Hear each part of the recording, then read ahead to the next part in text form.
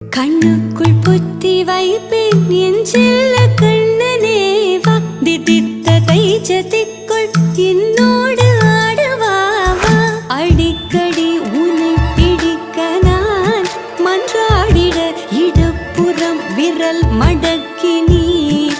காட்டிட என்